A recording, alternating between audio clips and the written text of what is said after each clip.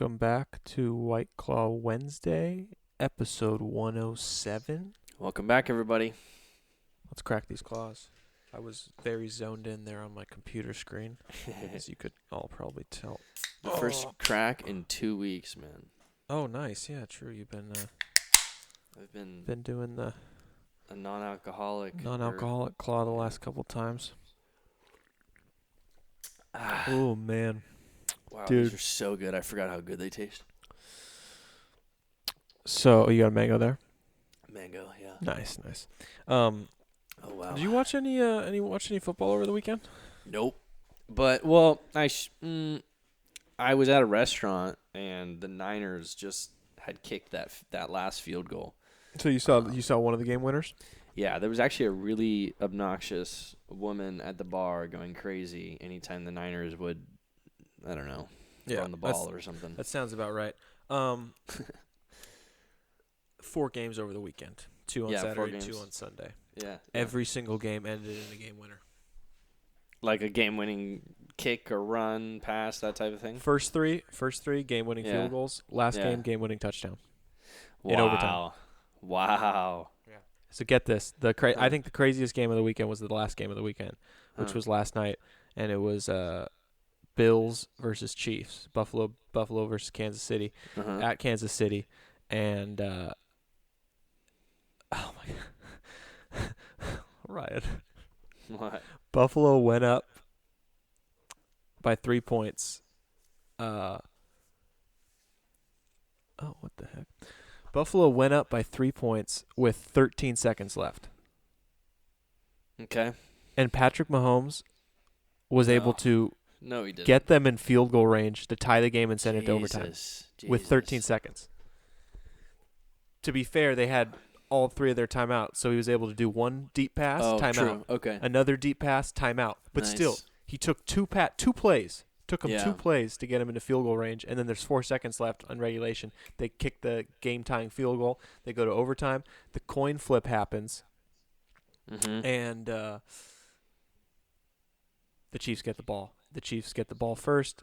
When you get the ball first in the NFL overtime rules, this gives you the huge advantage because if you score a touchdown with your first possession, game's over, you win. And the Chiefs go down the field and score a touchdown. Wow. And even before that game-tying field goal with 13 seconds left in regulation from the Chiefs got a go-ahead touchdown with 1 minute and 10 seconds left. And then Josh Allen and the Bills get the ball back. They're down, and then they get a touchdown. And then there's 13 seconds left, and you're like, oh, there's no way. And then Patrick Mahomes gets and he finds a way. It was insane. And he's then, like the new Tom Brady, man. I mean, he kind of is because just the game before that game, Tom Brady got knocked out by the Rams, and the Rams were up 27-3, and Tom Brady got the Buccaneers 24 straight points, ties it up at 27, and the Rams get the ball back with like 40 seconds.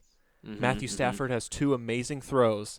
Second one to Cooper Kupp puts him in field goal range. They kick the game-winning field goal. Cooper Kupp. It was brutal because you almost thought that like you were going to witness another 28-3 type comeback because when Brady did that against the Falcons in the Super Bowl, that was insane. And then you're looking at the score, it's 27-3, and you're like, oh my God, he might. And then boom, it's 27-27, and there's seconds left on the clock, and you're like, this game's going to overtime. But then Matthew Stafford just clutched up and threw a couple dimes, and boom. Nice. And those are the moments you hate to see because it's like, well, you hate to see as a Bucs fan.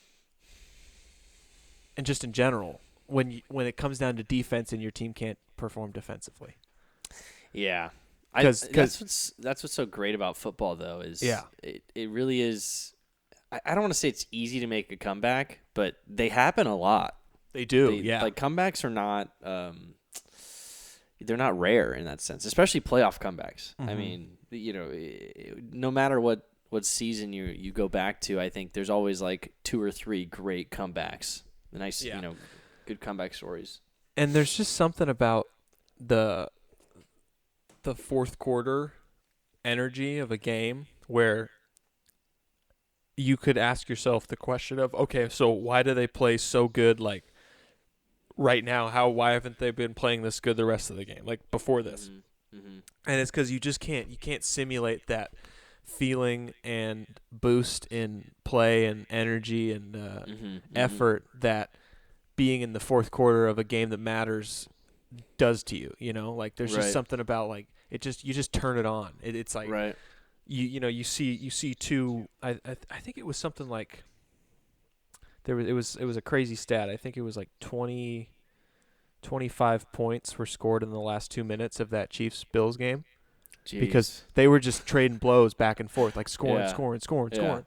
And then, but that's a prime example of two of the best quarterbacks in the league being in that mental state of, oh my God, minutes left in the game, got to win it. They just turn it on and they just start scoring like it's nothing. Right. And, you know, it also kind of attests to just pure skill and like instinct, you know? It's like you're just playing football. It's like, okay, you know, there's not enough time to create a strategy. You know, it's just like, let's just play. You know, it's not like you're sitting there thinking about, I don't know, oh, well, if we make this play, how will it affect the game later? It's just like, no, we're doing it now. Yep. Yeah. That's a good way of putting it. It's play by play. And that's what's really cool. And, you know, I'm not a big fan of football, but I got to say that the strategy involved in football is beyond a lot of other sports, at least in terms of like the impact the coach has on the game, I think. Yeah. The coaching staff. Big time. Which is really cool. And I think it shows in those like, you know, final moments. And I don't know, I always love like the last minute of a game when they're showing the coach and they're, you know, on the little headset and they're calling plays and they're like, all right, they got the play sheet over their mouth. And they're like talking really fast. Yeah. And then, you know, they throw the ball, they catch it, and then they immediately go back to the line. It's like, just go. It's pretty cool. Oh, yeah. See, that's when I like football because there's no commercials. Yeah, exactly. Yeah. It's the end of the game is when the commercials kind of stop coming in, you know? Yeah. Nice, dude. So who's left at this point? We got the Rams, the Niners. The Rams and Niners in the NFC Championship, and then you got the Chiefs and the Bengals in the AFC Championship. Who'd the Bengals beat? The Bengals beat the Titans. Okay. They were the number one seed in the AFC, and then the 49ers beat the Packers, and the Packers were the number one seed in the NFC. So both number one top dogs are out. And it will be, the way I see it is, I think the best Super Bowl scenarios in terms of close game we could get would be Bengals versus Niners or Chiefs versus Rams. Because I think both the Chiefs and the Rams who's playing who again? The Rams. The Rams are playing the Niners, and then the Chiefs are playing the Bengals. So, basically, the Chiefs and the Rams should be the favorite teams, of course, because they're not only are they the higher seeds, but I think they're just significantly better than the other team.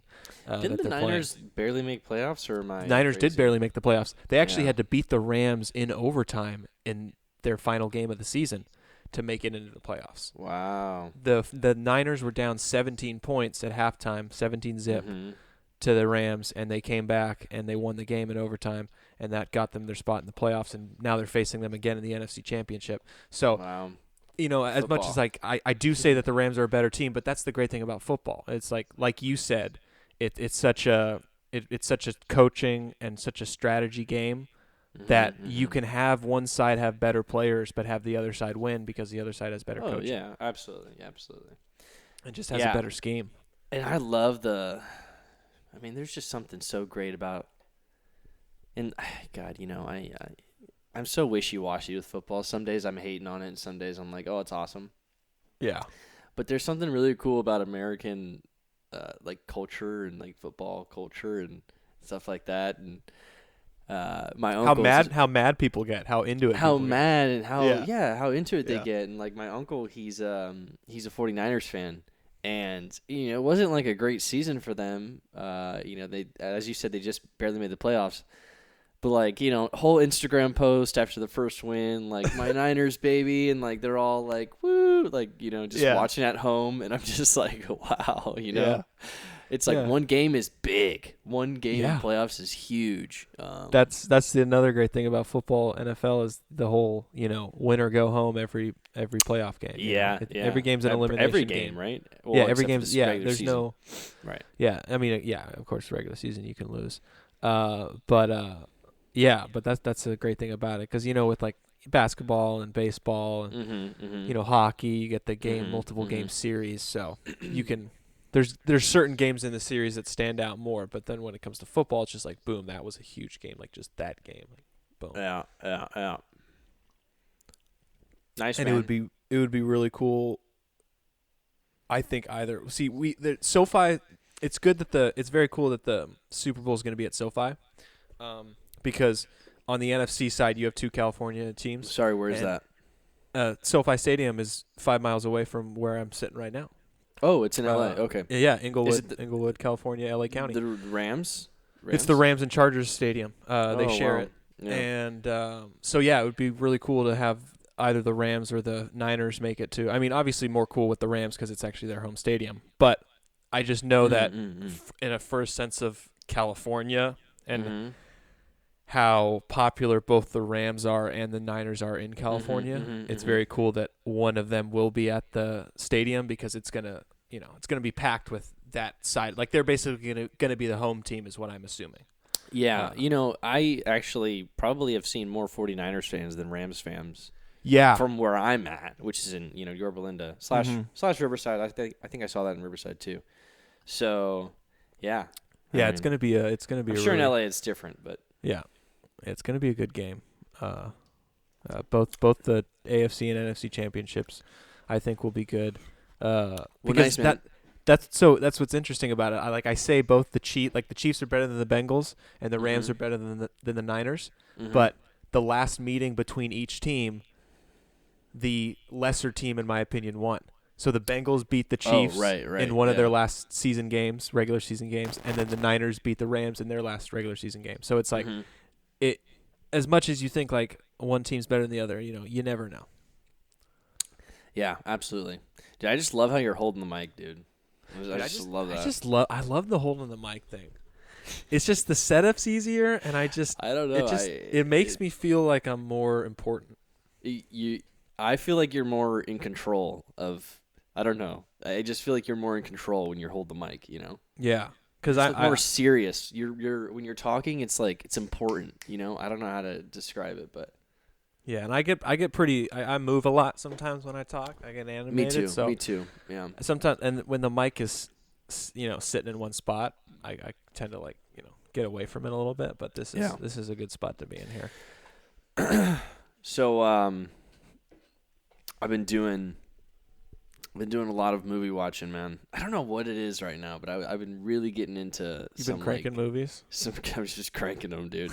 Amanda's got what's into. The most recent thing you watched?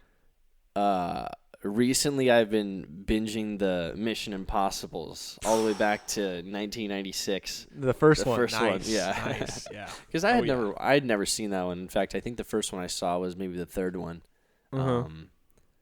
Actually, I don't even know if I saw the third one, to be honest. But the first one, because the first one I saw was Ghost Protocol.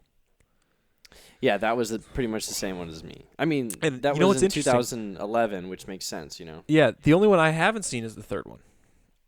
Oh, so you have seen the first two? I've seen the first two, yeah. But I went back and watched them post-watching, the fourth one. Right. Yeah. Yeah, I think, oh, man, what a great series, dude. It is, dude. And I love how each movie is just so different from the other one. You know what I'm saying? So different, and even the action scenes and fighting scenes are because it's a different director every time. Yeah, I highly recommend for anyone who wants to see a unique action movie. I mean, it's like I've said this before, but it's like Transformers, right?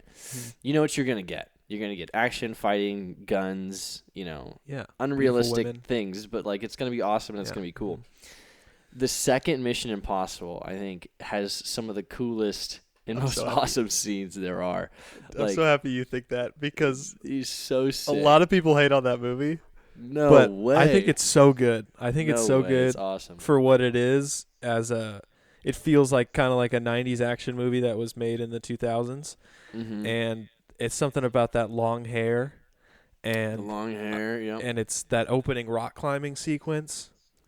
That's iconic. Yeah. It's just and him getting the mission in the sunglasses and just like flipping the sunglasses away and like the final action scene, like all the slow motion as he's like chasing the bad guy and the flips and the flips. Yeah. There's so many moves where he uses his legs that it's unbelievable.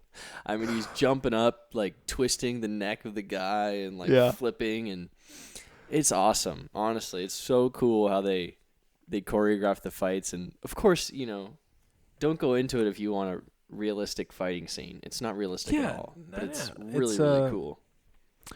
I don't know if have you ever heard of the movie Face Off with John Travolta and Nicolas Cage? No. Okay. Well, that's a pretty famous 90s action movie where basically the plot of the movie is one I think Nicolas Cage is playing like a serial killer. And then John Travolta's playing a cop, and they pretty much switch faces. They swap faces because John Travolta has to go undercover as Nicolas Cage's character. So they doesn't that sound stupid though? Like they go, there's like some state of the art medical surgery that they have to go through. Oh, they get their faces like cut off and then moved and then put on each other's bodies. That's the dumbest shit I ever heard. It's funny because it's like, okay, well, you changed faces, but why is he now the size of John Travolta and he's the size of Nicolas Cage? Yeah. Like, how did you do everything else?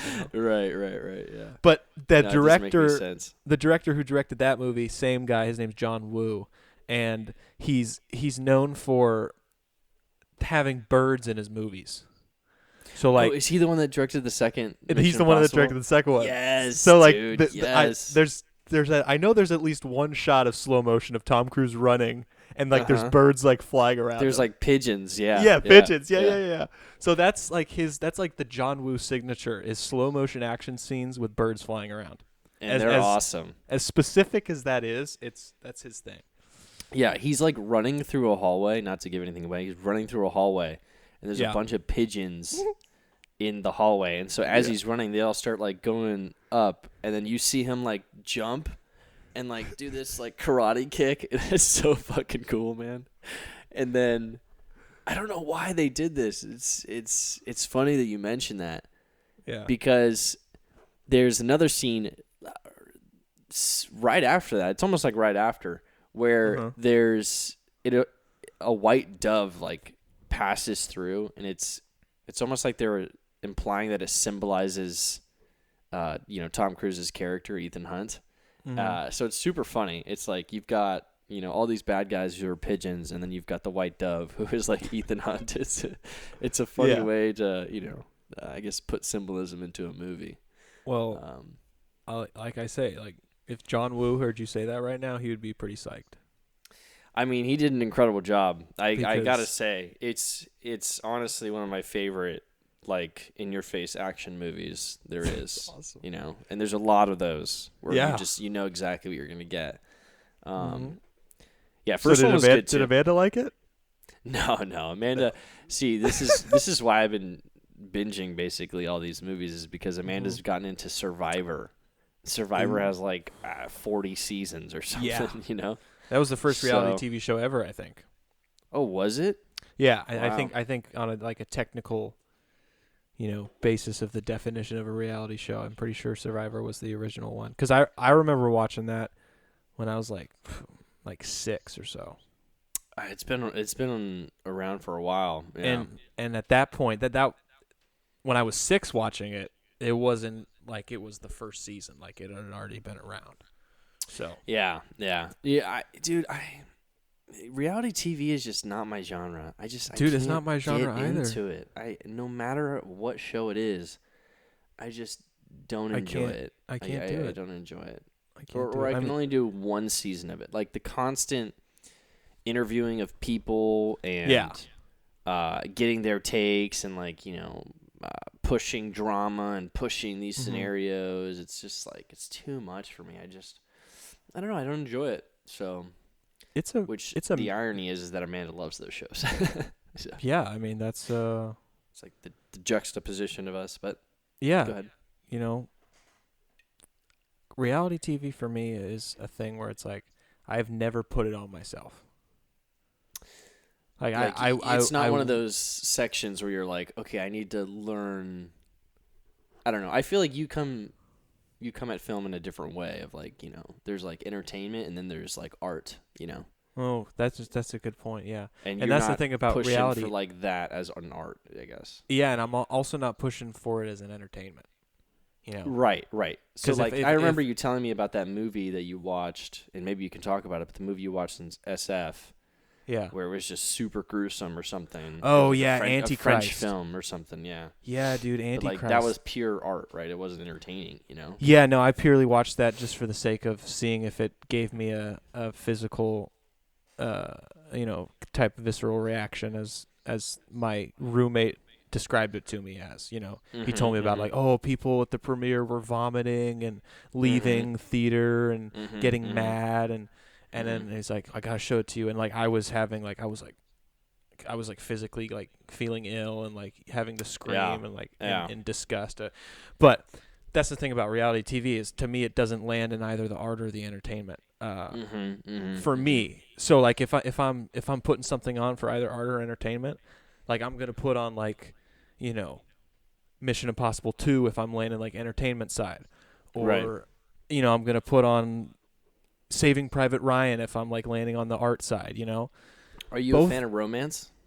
Oh yeah, of course. Okay. Moonlight. Moonlight would be a good example of if I were to put on a movie to rewatch that's on the artsy side of the spectrum. I would go with Moonlight because that's one I've seen multiple times and it's a beautiful romance. But the thing with reality TV is, never gonna put it on myself, but it's like it's kind of like a drug or something that like you just go along with when someone else is doing it, because it's like, oh, a little bit's not going to kill you right now, because that's the only time I've ever watched reality TV is when someone else, like I come into a situation, like a hangout situation where it's already on the TV, it's already the thing that is on display, and it's like, okay, I'll go with it. And those are the moments where it's fun because it's so stupid and easy to be entertained by that you can throw yourself in those situations and have a good time, because even if like I stumble on a show that I walk into a situation where someone's watching a show and it's like I have no idea, I've never heard of this, but if it's reality TV, it's just automatically entertaining because it's even more so edited to be entertaining than like than like a actual fiction movie that's edited by an editor. You know what I'm saying? Well, because like you need the story when you're like, it's like watching a film like that. Yeah, exactly. Like, and when you're creating something that's fictional, you already have a beginning, middle, end laid out. Yeah, so true. When you're editing, it's not like you're cheating. You know what I'm saying? Oh, like yeah. Because you're like predetermined. Yeah. Exactly. Like you already predetermined what's going to happen in your story. So now that it comes to actually putting your story together, it's not considered cheating if you cut out this scene that doesn't add to that story. Yeah. But like when it comes to reality TV and you're like trying to present like, oh, this is how the Kardashians spend a day, like when you're trying to present something like that and then you edit it in a way where it's strictly to be entertaining, it's sort of strips away the reality side of it, and that's why it's so easily and I feel like anybody can be entertained by it, even people who are like, oh, I don't do reality TV shows. That's just because like you've never been in the situation where you've had to watch one, because if you find yourself in that situation, you're not going to hate it if you're around people you like, Right. Yeah. I mean, the crazy thing about at least with the Kardashian show, and I've watched my fair few episodes, Me too. Being in a relationship with Amanda. And what I've noticed is that every episode just has this like catch, like, oh my God, like this is happening. And like, I'm going to get everyone's opinion on it. And it's just like every episode. And then the next episode's something completely different. And it's just like, wow, like they just keep the same routine for every episode until the season finale, and it's an even bigger issue. I don't know. And have you noticed the ultimate tease in reality TV, especially the Kardashians show, is that they have one big, juicy, exciting piece of gossip, entertainment, action, whatever it is, that they tease the whole episode. Yeah. Every single commercial break, they have a few things like, oh, coming up, like they show you a few things, and they'll have like the one same scene or the they'll same have one thing. coming up scene that they put at every coming up break, so you keep watching it and you're like, I just want to see that one, and then it finally comes at the end of the episode. Yeah. And then the credits start rolling. It's not even that big of a deal. It is not even not great. You're like, yeah, finally exactly. I got to it. Reality TV sucks, man. It sucks. And the funny thing is the fact that the Kardashians are like, they stopped keeping up with the Kardashians, and now they're doing some show on Hulu. Oh yeah, I saw that. I don't know what it is. I hope it's not as big though. Man, sometimes I get so fooled. And then when I think about it, I think like, how did I let myself get fooled? It's just like, it goes back to last week when I as a kid said, oh yeah, they're done making Harry Potter movies. That's it. No more. Yeah. It's like, how do they get me, Well, then they had Kylie had her own show for a little while. Yeah. Mm-hmm. Caitlyn had her own show for a while. It'll never stop, man, because for some of them, a lot of their income is the show, True. For others, it's not. So it's not as important. Or they just don't care.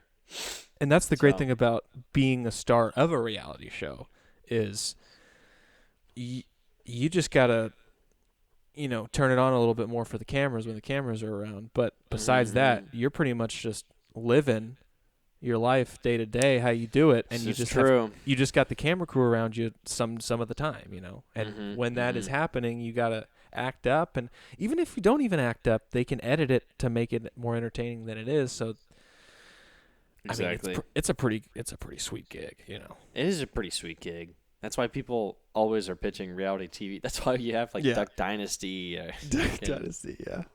The Yukon, like all these crazy reality TV shows. Or Truckers.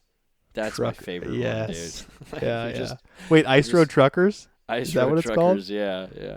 Where they would, I remember they got caught, I don't know, fabricating a scene where one of their trucks break down, but in reality they didn't break down at all. Yeah, that's funny, man. You know what else I was watching Mission Impossible. I've been recently watching Mission Impossible, but before that I was going through all of Tom Holland's movies. Interesting. So I watched, okay. I didn't go through all of them, but I looked through all of them and I was like, these are going to be interesting to me. So I watched I don't even know what it's called, but it's about him. He's like in West Virginia or something. And it's just about this boy who has like a troubled past, troubled like father. So he's basically, an orphan. And then his sister, quote unquote, which is another orphan. It's about their relationship. Something happens to her and he is like protective of her. It's actually a really good movie. He ends up, what can I give away? Wait, hold on. You can't remember what it's called though. I want to try to figure out what the title is. No, just look up here. I'll look it up on my phone right now. So what do you know what year it is? Tom Holland movies. No, but he does. You know what I love about Tom Holland? Is it kind of a multiple word title? I'll look it up right now. I love his accents. In that one, he does like this, West Virginia, like Ohio type accent. Oh, really? Oh, nice. Damn. Yeah, and it's pretty Look good. at him. Oh, The Devil All the Time. The Devil on I knew it was gonna. That's the one I thought you were talking about, but I couldn't think of the name. I knew it was I knew it had multiple words in it, and it was an interesting title. Isn't Robert Pattinson in it too? Robert Pattinson is in it. Yeah, he plays a priest. And he's a really good actor too. Robert Pattinson is a good actor, and there's a scene where Robert Pattinson and Tom Holland are in the church, and Tom is like quote unquote confessing to Robert Pattinson, and it is, oh man, it's so good, so good. The way Tom basically just pulls off this accent and I don't know, just the emotion of the scene stuff. Yeah. So I'd highly recommend that, dude. Did you ever watch that one? No, I haven't. I just remember seeing that it came out on Netflix and thinking, damn, that's a solid cast. Cherry. Have you watched Cherry? That's the Apple TV one, right? That is the Apple TV one. No, I haven't. That's where he's a bank robber, right? Yeah. Yeah, I haven't seen that one. Is that one good? That one's it's I think it's not as good, but it's Yeah. it's cool. He basically plays like this junkie who has like PTSD and Oh, okay. Starts robbing from banks. the war. From the war, yeah. Gotcha. He's a war vet. Gotcha. And I don't know. To me, he doesn't play the best junkie, but it's funny. Like, it's funny watching him play that, and then see him play Spider-Man as well. Yeah, it's just like the complete opposite. Anyway, those are both good movies. Yeah. I haven't seen any of his movies besides the 3 Spider-Man and 2 Avengers. You might not want to, honestly. Like they're good, but I don't know. It kind of puts a weird vibe on his Spider-Man persona. I don't know why, but it takes yeah. Well, that's what was interesting about the Spider-Man actors is how Toby kind of disappeared and didn't. Yeah, what's the story on that? Like, why did he? I mean, he did do some stuff. Movies. He's still done movies. Like he did that Brothers movie. He did Great Gatsby. He did right. The chess movie, Pawn Sacrifice. But it's just he really like significantly like just less. And I don't feel like it was him or people not wanting him to be in the movie. I feel as if it was his choice. I don't know. Yeah, I feel like he did great in The Great Gatsby. So I think it's just the fact about I don't know. I've always assumed it's because he made enough money off the Spider-Man movies that he doesn't really need to do a movie unless he really wants to. Yep. I figured that's what it is. But I was thinking about an alternate universe a few days ago. I was thinking, man, like I don't know if you know this, but James Cameron, before he did Titanic, James Cameron was developing a Spider-Man movie in the 90s. Oh, I did not know this, no. And he wanted Leonardo DiCaprio to star as Peter Parker. Wow. Because, that whole Titanic. So, yeah, this was just like right after Titanic pretty much. And he had this idea for Spider-Man with Leo, and Spider-Man was going to have organic webbing. So that was pretty much the one story trait that carried over into the Sam Raimi trilogy with Tobey Maguire is the whole he doesn't have web shooters, it just comes out of his wrists. Right. So I was imagining an alternate universe where that movie gets made. James Cameron makes Spider-Man with Leonardo DiCaprio, and Tobey Maguire becomes what Leo is today. Because in the 90s, Leo and Tobey Maguire were besties pretty much. They were they were kind of like the young hot boys of Hollywood, the young hot up and coming stars of Hollywood. And Toby got Spider-Man, and Leo did things like Titanic and Catch Me If You Can and stuff, like more like not superhero franchise type movies. And then Tobey Maguire gets the franchise and becomes the Spider-Man, and Leo becomes Leonardo DiCaprio. Right. And then Tobey Maguire kind of just like we said falls off, and then Leo continues his movie stardom. And I just imagine a funny alternate scenario where James Cameron somehow makes his Spider-Man, yeah. and then Leo is now what we're saying, man, like whatever happened to Leo? Like why did he stop doing movies after those 3 Spider-Man? And then like Tobey Maguire's and like Don't Look Up with Jennifer Lawrence. Yeah. So I just thought, I was like, I could, I could see it. Yeah, I could see it. it. The thing is, I don't know enough about Tobey Maguire. That's the only problem. Yeah, exactly. Like you don't know what were their motivations when they were just starting out? Like what were their goals as actors? Do you know I'm pretty sure they're the same age. Yeah, they're right around. I like the same they're like age. They're seriously like they've been buddies since they got their like first movies together in which the is 90s. So funny because in Great Gatsby, Toby plays a younger character, and Leonardo DiCaprio is supposed to be like this older, quote unquote gentleman or whatever, So it's pretty funny. Yeah, that's why Gatsby always calls Nick, sport or sport. Yeah, sport. Yeah. But it's funny because it was totally believable. Like I thought Tobey Maguire was way younger than him. Yeah, no. That's just the presence of being that big of a movie star. That reminds me, in Cherry, Mm-hmm. I don't want to. Oh man. No. Go ahead. Go ahead. Okay, in Cherry, there's a scene where it's basically like in the future, and they try and make Tom Holland look old. Oh man, nice. It is so funny, dude. Do you think put, they used a mustache on him and makeup? Did it look like prosthetics, like actual physical makeup, or was it CGI, or a mix of both? You think? I think it was makeup. I'd have to imagine. Yeah. Okay. But I don't know. I mean, who knows? Did it give you like old man Steve Rogers vibes? Not even close. Then it might have been CGI. But it wasn't. It wasn't that far in the future, though. Well, here. It was okay. I don't know. I'm guessing. Well, 10, do you 15. think? Here's my question: do you think that old man Steve Rogers in the end of Endgame? Do you think that was well done? Did you believe that as an old man? Like, even though like you knew like, oh, that's Chris Evans, aged up. Did you think it looked good in terms of like effects? Like, oh, that looks good. I thought it was pretty good.